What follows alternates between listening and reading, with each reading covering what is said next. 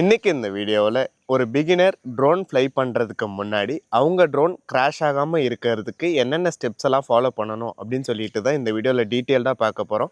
மறக்காமல் ஸ்கிப் பண்ணாமல் பாருங்கள். அண்ட் ட்ரோனில் இன்ட்ரெஸ்ட் இருக்க உங்கள் ஃப்ரெண்ட்ஸ்க்கும் நம்ம வீடியோஸை ஷேர் பண்ணி விடுங்க. ஃபஸ்ட்டு விஷயம், ட்ரோனை ப்ராப்பராக லெக்ஸ் எல்லாம் ஓப்பன் பண்ணிவிட்டு ப்ரொப்ளர்ஸ் வந்து கரெக்டாக இன்ஸ்டால் ஆகிருக்கா அண்டு ப்ரொப்ளர்ஸில் எதனா டேமேஜ் இருக்கா அப்படின்னு சொல்லிட்டு எப்பயுமே ஒரு ஃபஸ்ட்டு செக் வந்து பண்ணிக்கோங்க. அண்டு நெக்ஸ்ட்டு ஒன், நிறைய பேர் பண்ணுற மேஜர் மிஸ்டேக், ட்ரோனை டேர்ன் ஆன் பண்ண உடனே டேக் ஆஃப் பண்ணுறது, இன்க்ளூடிங் நானுமே பண்ணி நிறையா வாட்டி அனுபவிச்சிருக்கேன். ஸோ நீங்கள் ட்ரோனை டேர்ன் ஆன் பண்ண உடனே அதுக்குன்னு ஒரு ஃபியூ செகண்ட்ஸ் வந்து கொடுத்துட்டு அதுக்கப்புறம் ஃப்ளை பண்ணுங்கள். இங்கே வந்து பார்த்தீங்கன்னா ப்ரிப்பேரிங் டு டேக் ஆஃப்னு இருக்கும். பட் ஆனால் இந்த டைமில் வந்து நம்ம டேக் ஆஃப் பண்ணோம்னா ஆல்டி மோட்லாம் சில சமயம் வந்து நம்ம ஃபேஸ் பண்ணுவோம். அதனால் ட்ரோன் கிராஷ் ஆகிறதுக்கான பாசிபிலிட்டிஸ் வந்து இந்த இடத்துல ரொம்பவே அதிகம். நம்ம அதுக்கப்புறம் டேக் ஆஃப் பர்மிட்டட் அப்படின்னு வந்த அப்புறம் நம்ம ட்ரோனை டேக் ஆஃப் பண்ணோம்னா அந்த கிராஷை வந்து நம்ம நிறையா அவாய்ட் பண்ணுறதுக்கான சான்சஸ் வந்து இருக்குது. அண்ட் ட்ரோனை டேர்ன் ஆன் பண்ண உடனே டிஃபால்ட்டாக வந்து பார்த்திங்கன்னா நமக்கு நார்மல் மோடில் தான் இருக்கும்.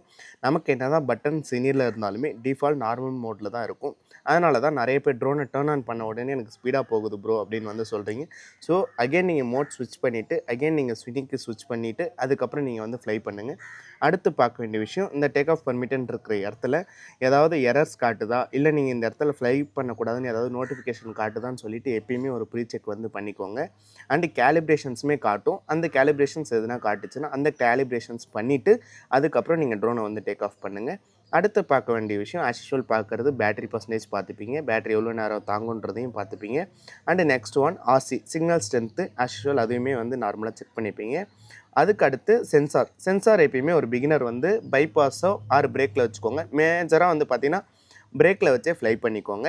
அண்ட் நீங்கள் நல்லா கற்றுக்கிட்டீங்க, அந்த இடத்துல உங்களுக்கு ஆஃப் பண்ணிவிட்டு இண்டோர்லலாம் ஃப்ளை பண்ணணுன்னா அந்த டைமில் சென்சார்ஸை ஆஃப் பண்ணிவிட்டு நீங்கள் ஃப்ளை பண்ணலாம். நெக்ஸ்ட்டு ஒன், சிக்னல் ஸ்ட்ரென்த், அதாவது சேட்டலைட் எந்த அளவுக்கு உங்களுக்கு ஸ்ட்ராங்காக இருக்கும் அந்த அளவுக்கு ட்ரோன் ஸ்டேபிளாகவும் இருக்கும். இன்கேஸ் வந்து ரிட்டன் டு ஹோம் ஆகும் போதுமே உங்களுக்கு வந்து சேஃப்டியாக ஆகும்.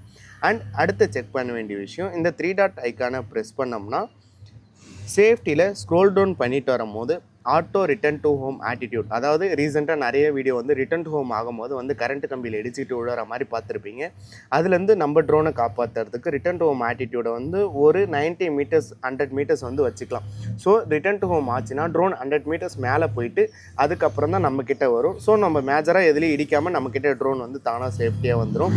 இந்த ரிட்டன் டு ஹோமே சேஃப்டியாக ஆகிறதுக்கு பார்க்க வேண்டிய விஷயம், அட்வான்ஸ் சேஃப்டி செட்டிங்ஸில் சிக்னல் லாஸ்ட் ஆனால் ஆர்டிஹெச்சில் இருக்கா அப்படின்னு சொல்லிட்டு பார்த்துக்கோங்க. இல்லைனா இந்த செட்டிங்ஸை எனேபிள் பண்ணிக்கோங்க.